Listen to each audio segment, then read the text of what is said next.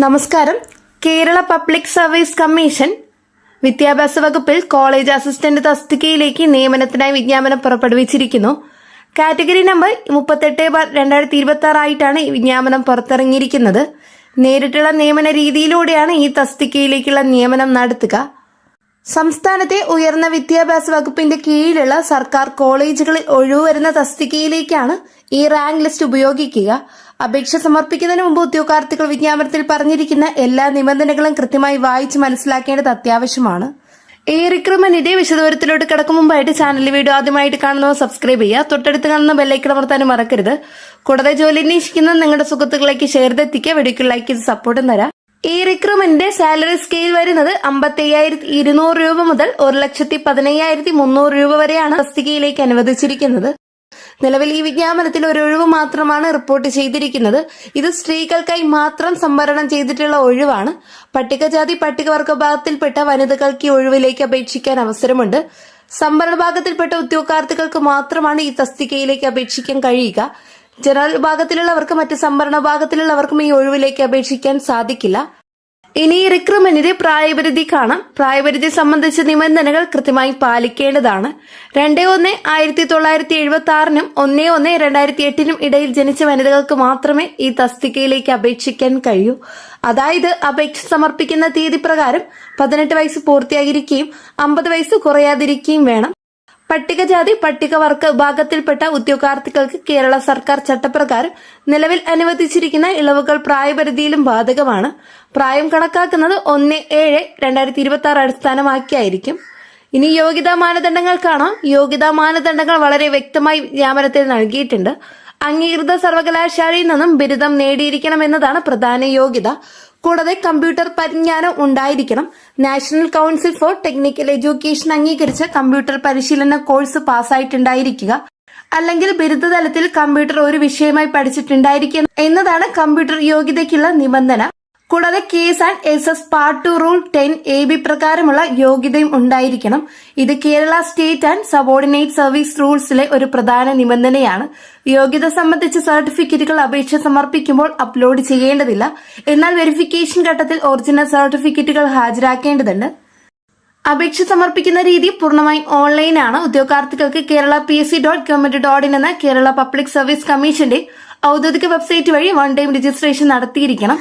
ഇതിനകം തന്നെ യൂസർ ഐഡിയും പാസ്വേഡും ഉള്ളവർ അവ ഉപയോഗിച്ച് ലോഗിൻ ചെയ്യണം. പ്രൊഫൈൽ പേജിൽ നിന്ന് കാറ്റഗറി നമ്പറായ 38/2026 എതിർവശമുള്ള അപ്ലൈ നൗ ലിങ്കിൽ ക്ലിക്ക് ചെയ്ത് അപേക്ഷ ഫോം പൂരിപ്പിക്കണം.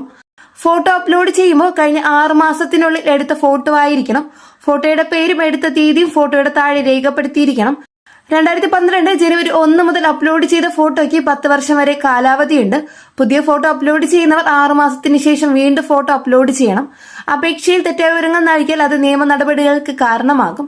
അപേക്ഷ സമർപ്പിക്കുന്നതിന് അവസാന തീയതി വരുന്നത് 1/7/2026 ബുധനാഴ്ച രാത്രി 12 മണി വരെയാണ്. അതിനാൽ ഉദ്യോഗാർത്ഥികൾ അവസാന നിമിഷം വരെ കാത്തിരിക്കാതെ നേരത്തെ തന്നെ അപേക്ഷ സമർപ്പിക്കണം. അപേക്ഷ സമർപ്പിച്ചതിന് ശേഷം അതിന്റെ പ്രിന്റൌട്ട് അല്ലെങ്കിൽ സോഫ്റ്റ് കോപ്പി സൂക്ഷിക്കേണ്ടതാണ്. അപേക്ഷ ഫോറത്തിൽ നൽകിയ മൊബൈൽ നമ്പറും ഇമെയിൽ വിലാസവും എപ്പോഴും സജീവമായി നിലനിർത്തേണ്ടതുണ്ട്. കമ്മീഷനിൽ നിന്നുള്ള ആശയവിനിമയങ്ങൾ ഈ നമ്പറിലേക്കുള്ള ഇമെയിലിലേക്കായിരിക്കും അയക്കുക.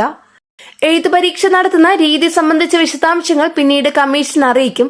അഡ്മിഷൻ ടിക്കറ്റ് പ്രൊഫൈലിൽ നിന്ന് ഡൗൺലോഡ് ചെയ്യാവുന്നതാണ്. പരീക്ഷാ തീയതി, സമയം, കേന്ദ്രം എന്നിവ അഡ്മിഷൻ ടിക്കറ്റിൽ രേഖപ്പെടുത്തിയിരിക്കും. പരീക്ഷാ ഹാളിൽ പ്രവേശിക്കുമ്പോൾ അഡ്മിഷൻ ടിക്കറ്റ്, ഫോട്ടോ പതിച്ച തിരിച്ചറിയൽ രേഖയും കയ്യിൽ കരുതേണ്ടതാണ്. പരീക്ഷ വിജയിക്കുന്ന ഉദ്യോഗാർത്ഥികളെ സർട്ടിഫിക്കറ്റ് വെരിഫിക്കേഷനായി വിളിക്കും. ഈ ഘട്ടത്തിൽ വിദ്യാഭ്യാസ യോഗ്യത, ജാതി, പ്രായം, കമ്പ്യൂട്ടർ യോഗ്യത എന്നിവ തെളിയിക്കുന്ന ഒറിജിനൽ സർട്ടിഫിക്കറ്റുകൾ ഹാജരാക്കണം. സംവരണ വിഭാഗത്തിൽപ്പെട്ട ഉദ്യോഗാർത്ഥികൾ ജാതി സർട്ടിഫിക്കറ്റ് ഹാജരാക്കേണ്ടതുണ്ട്. പട്ടികജാതി പട്ടികവർഗ വിഭാഗത്തിൽപ്പെട്ടവരാണെങ്കിൽ തഹസിൽദാർ നൽകുന്ന ജാതി സർട്ടിഫിക്കറ്റ് ഹാജരാക്കണം. വിവാഹം കഴിഞ്ഞ് പേര് മാറ്റിയിട്ടുണ്ടെങ്കിൽ അതിന് തെളിവായ രേഖകളും ഹാജരാക്കണം. ഭിന്നശേഷിയുള്ളവർ സർക്കാർ ചട്ടപ്രകാരമുള്ള ആനുകൂല്യങ്ങൾ ലഭിക്കും. എന്നാൽ ഈ ഒഴിവ് സ്ത്രീകൾക്ക് മാത്രമായതിനാൽ പുരുഷന്മാർക്ക് അപേക്ഷിക്കാൻ സാധിക്കില്ല. റാങ്ക് ലിസ്റ്റ് തയ്യാറാക്കുന്നതും അതിന്റെ കാലാവധിയും കേരള പബ്ലിക് സർവീസ് കമ്മീഷൻ ചട്ടപ്രകാരമായിരിക്കും. റാങ്ക് ലിസ്റ്റിന്റെ കാലാവധി 3 വർഷമാണ്. ഈ കാലയളവിനുള്ളിൽ റിപ്പോർട്ട് ചെയ്യപ്പെടുന്ന ഒഴിവുകളിലേക്ക് ഈ ലിസ്റ്റിൽ നിന്ന് നിയമനം നടത്തും. നിയമനം ലഭിക്കുന്ന ഉദ്യോഗാർത്ഥികൾക്ക് കേരള സർക്കാർ ജീവനക്കാർക്ക് ബാധകമായ ചട്ടങ്ങൾക്ക്, നിയമങ്ങൾക്ക് അനുസൃതമായിരിക്കും സേവന വ്യവസ്ഥകൾ. ഉദ്യോഗാർത്ഥികൾ കമ്മീഷന്റെ വെബ്സൈറ്റ് പതിവായി പരിശോധിക്കേണ്ടതാണ്.